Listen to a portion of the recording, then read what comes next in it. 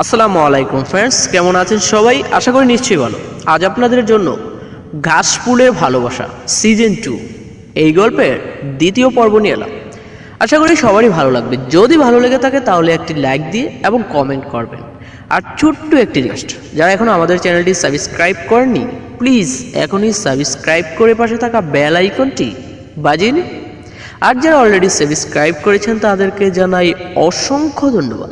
তো ফ্রেন্ডস, চলুন শুরু করা যাক। ঈশান বলল, কি হয়েছে ইস্যু? কাঁদছিস কেন? আচমকা ঈশানের মুখে ইস্যু কথাটা শুনে ঈশান সল সল চোখে ঈশানের দিকে তাকাল। ঈশান কিছু বুঝে ওঠার আগে ঈশানকে জড়িয়ে ধরে ফুপিয়ে কেঁদে উঠল।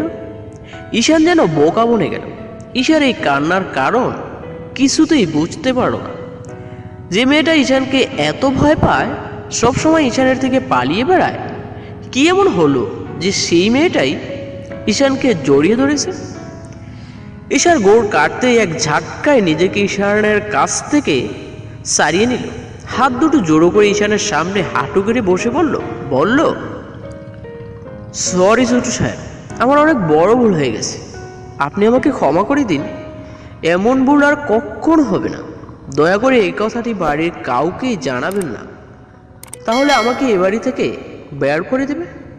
আমি আর কখনো এমনটা করব না। আসলে কেউ আমাকে ইস্যু বলে ডাকলে আমি সব ভুলে যাই। এই নামেই বাবা সব সময় আমাকে ডাকত। হঠাৎ আপনি এই নামের টাকায় কেন যেন মনে হলো বাবা ডাকছে, তাই এই ভুলটা হয়ে গেছে। একদমে কাঁদতে কাঁদতে কথাগুলো বলে দৌড়ে নিজের রুমে চলে গেল ঈশান। ঈশানকেও কিছু বলার সুযোগ দিল না।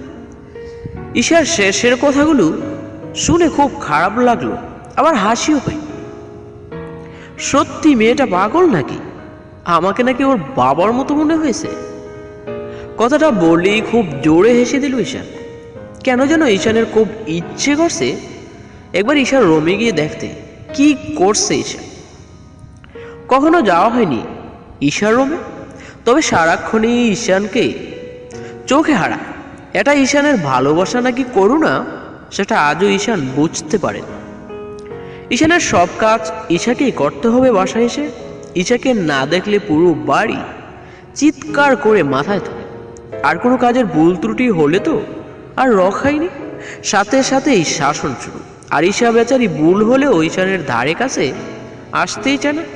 না এসে উপায় নেই, না আসলে তো পুরো বাড়ি মাথায় করবে। ঈশা অনেকবারই বড় মাকে বলেছে যে ও ঈশানের কোনো কাজ করবে না। তখন বড় মা বলে, তুই ছাড়া তো আর কাউকে ওর কাজ করতেই দেয় না, তাই তোকেই করতে হবে। অনেক ভেবে চিনতে পাওয়ার ঈশার রুমের দিকে। ঈশার রুমটা ঈশানের রুমের ঠিক সামনে। দরজাটা খোলাই ছিল। কয়েকবার দরজায় নক করলো ঈশা। সাড়া না পেয়ে ভেতরে ঢুকলো, দেখলো ঈশা ঘুমিয়ে আছে। 16 বছরের একটা রাজকুমারী বিছানায় কি সুন্দরভাবেই না শুয়েছে। মুখটা খুব বেশি মলিন লাগছে। ঈশা একেবারে ফর্সা। ঈশান কখনো এত ফর্সা মেয়ে দেখেনি।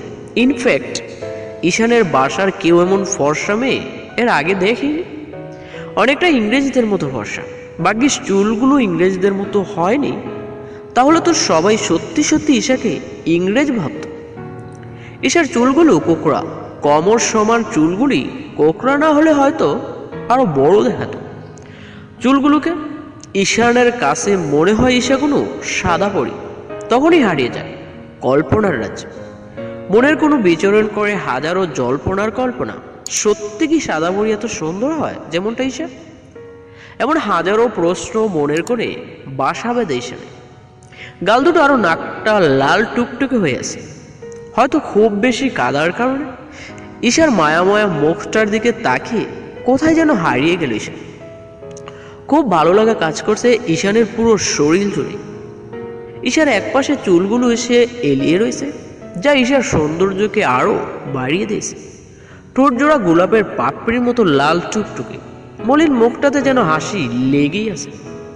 অনেকক্ষণ তাকিয়ে থাকার পর ঈশান দেখলো ঈশার পাশে একটা ডায়েরি।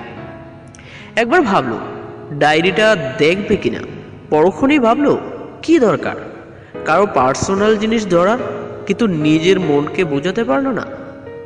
ঈশা রুম থেকে ডায়েরিটা নিয়ে নিজের রুমে চলে আসলো ঈশান। এরপর ডায়েরিটা পড়তে লাগলো। সারা রাত ডায়েরিটা পড়েই কাটিয়ে দিল। ডায়েরির শেষ পাতায় গতকাল রাতে লিখেছিল ঈশার জন্মদিনের কথা। ডায়েরিটা পড়ে খুবই কষ্ট হচ্ছে ঈশানের, কিন্তু কেন এত কষ্ট হচ্ছে সেটাই বুঝতে পারছে না। পরক্ষণেই ভাবল, একজনের কষ্ট হলে তো অন্য যে কারোরই কষ্ট হবে, এটাই তো স্বাভাবিক। এটা ভেবেই নিজের মনকে বোঝালো ঈশান। এরপর একটা ঘুম দিল। 2 ঘন্টা পর ঘুম থেকে উঠে ফ্রেশ হয়ে নাস্তা করে নিজের রুমে ঈশাকে ডাকলো। ঈশা এসে বলল, সুটু সাহেব কি বলবেন, তাড়াতাড়ি বলুন। ঈশান বলল, তোকে কতবার বলেছি না আমাকে সুটু সাহেব ডাকবি না। ঈশা বলল, তাহলে কি ডাকবো? ঈশান বলল, সুটু স্যার বলে ডাকবে। ঈশান বলল, আচ্ছা। ঈশান বলল, বস এখানে। ঈশা বলল, কেন? ঈশান বলল, চুমু খাবো তাই। ঈশান এমন একটা কথা বলবে বুঝতে পারেনি ঈশান। ঈশান ধমক দিয়ে বলল, এখনো দাঁড়িয়ে আছিস কেন, বসতে বললাম না। সাথে সাথে বসে পড়ল। ঈশান ঈশার সামনেই চেঞ্জ করতে শুরু করলো। ঈশার খুবই অস্বস্তি হচ্ছে, কিন্তু কিছুই বলতে পারছে না। যখন ঈশান ঈশার সামনে শার্টটা খুলে ফেলল, তখন ঈশা তাড়াতাড়ি চোখ বন্ধ করে ফেলল আর বলল, স্যার আমি এখন যাই। ঈশান বলল, আমি কি যেতে বলেছি? আর এভাবে চোখ বন্ধ করে রাখার কি আছে? ড্রেসিং টেবিলের আয়নায় ঈশাকে দেখলো চোখ বন্ধ করে রেখেছে। কথাটা শুনেই তাড়াতাড়ি চোখ মেলল ঈশা। ঈশা বলল, প্লিজ স্যার আমি এখন যাই। ঈশান বলল, না, তোমাকে তো এখনো শাস্তি দেওয়া হলো না। বাবা, কাল যেভাবে জড়িয়ে ধরেছ, আর একটু হলে তো আমার দমটাই বেরিয়ে আসতো। ঈশা বলল, স্যার আপনি আমায় শাস্তি দিবেন? স্যার বললাম তো আমার অনেক বড় ভুল হয়ে গেছে, আর এমনটা হবে না। ড্রেসিং টেবিলের আয়না ঈশার বয়ে যাওয়া চুপসে যাওয়া মুখটা দেখে খুব হাসি পাচ্ছে ঈশান। কোনো রকমের হাসিটা কন্ট্রোল করে বলল, ভুল তো বলি, যেটা করেছো তার শাস্তি তো পেতেই হবে। এবার ঈশা সত্যি সত্যিই কেঁদে ফেলল। আর ঈশান বলল, এই কাঁদছিস কেন? এ কথা বলে সামনে ফিরতেই ঈশা 2 পা জড়িয়ে ধরল ঈশানের। স্যার আমার ভুল হয়ে গেছে, আর কখনো করবো না। ঈশান ধমক দিয়ে বলল, আরে আরে কি করছিস, কি পার স্যার। ঈশা পা সেরে ঈশানের সামনে উঠে দাঁড়াল। পুরো মুখ লাল হয়ে গেছে, ভয়ে কাঁপছে। তখনই ঈশান ঈশার 2 বাহুতে হাত রাখলো। এবার ঈশা কাঁপুনি আরো বেড়ে গেল। গোলাপি ঠোঁট দুটি খুব বেশি কাঁপছে।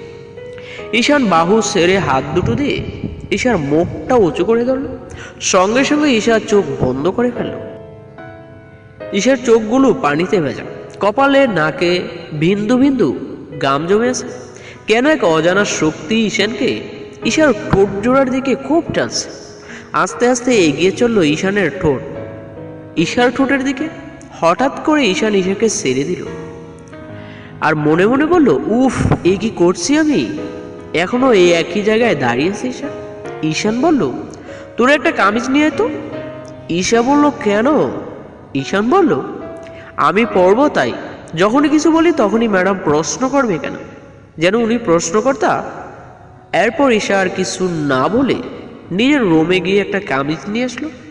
কামিজটা ভালোভাবে দেখে ঈশান রুম থেকে বেরিয়ে গেল। ঈশানের পিছু পিছু ঈশাও বেরিয়ে আসলো রুম থেকে।